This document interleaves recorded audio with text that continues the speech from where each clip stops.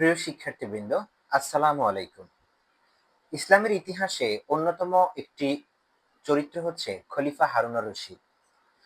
মূলত আব্বাসীয় খেলাফতের অন্যতম একজন শ্রেষ্ঠ এবং গ্রহণযোগ্য এবং সবচেয়ে বিখ্যাত শাসক হচ্ছে হারুন আর রশিদ। আব্বাসীয় খেলাফতের পঞ্চম খলিফা খলিফা হারুন আর রশিদের সময়কালে মূলত বলা হয় যে ইসলামের ইতিহাসের সবচেয়ে বড় সুবর্ণ যুগ। খলিফা হারুন আর রশিদ 786 থেকে 809 খ্রিস্টাব্দ পর্যন্ত ক্ষমতায় অধিষ্ঠিত ছিলেন।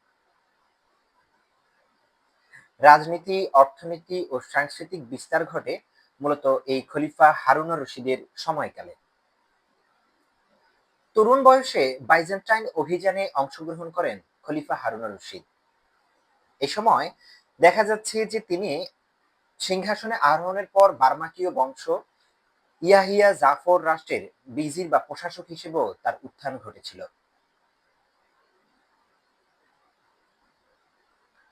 বাইজেন্টাইনের সাথে পর্যায়ক্রমিক যুদ্ধবিরতি, ইরিন সম্রাজ্ঞীর খাজনা পরে সম্রাট নিকোপোরাস তা অমান্য করলে 802 থেকে 806 খ্রিস্টাব্দ পর্যন্ত হারুনের অভিযানে নতুন চুক্তি হয়েছিল।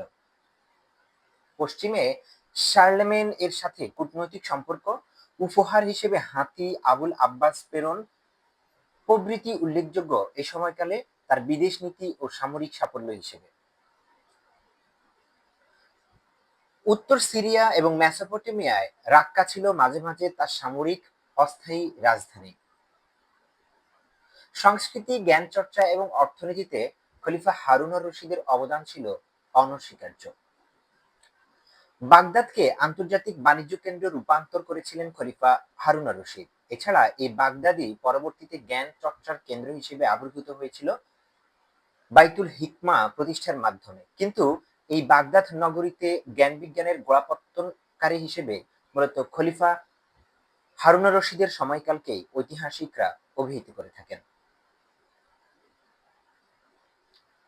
শুধু জ্ঞান চর্চা আর বাণিজ্য কেন্দ্রই নয়, বাগদাদকে কবি আবু নুয়াস, সঙ্গীতজ্ঞ ইব্রাহিম আল মাসলি প্রমুখের আশ্রয় হিসেবেও গড়ে তুলেছিলেন খলিফা হারুন আর রশিদ। গ্রিক, সিরিয়াক, ফার্সি গ্রন্থ অনুবাদের উদ্যোগ জোরদার করেছিলেন খলিফা হারুন আর রশিদ। আর এর ধারাবাহিকতা থেকে পরের প্রজন্ম, বিশেষত আল মামুন এবং অন্যান্য শাসকরা বাইতুল হিকমা বা হাউস অফ উইজডম পূর্ণতা পেয়েছিল।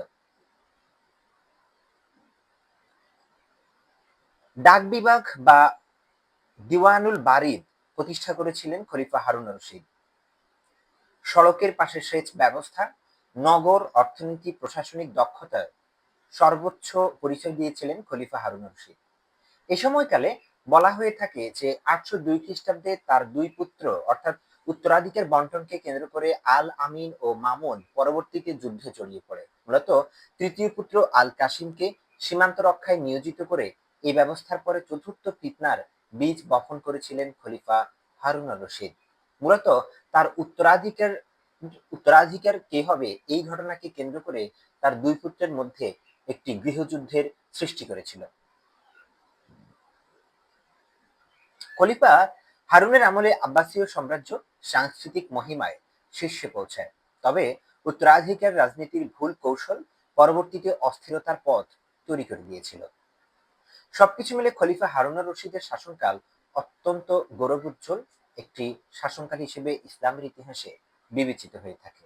তবে তার ছেলেদের উত্তরাধিকার দ্বন্দ্ব পরবর্তীতে এই খেলাফতে বা এই শাসন ব্যবস্থায় একটা অস্থিরতা তৈরি করেছিল এবং মুসলিম খিলাফতে একটি অনৈক্যের সৃষ্টি করেছিল। প্রিয় শিক্ষার্থীবৃন্দ, ভিডিওটি দেখে যদি আপনাদের ভালো লেগে থাকে তাহলে অবশ্যই সাবস্ক্রাইব করুন চ্যানেলটি, একটি লাইক দিন, একটি কমেন্ট করে আপনার মতামত জানান এবং অনার্স প্রথম বর্ষের যে কোনো বিভাগের শিক্ষার্থীদের কাছে বাংলাদেশের ইতিহাস জানার জন্য চ্যানেলটি শেয়ার করে দিবেন। ধন্যবাদ সবাইকে। আসসালামু আলাইকুম।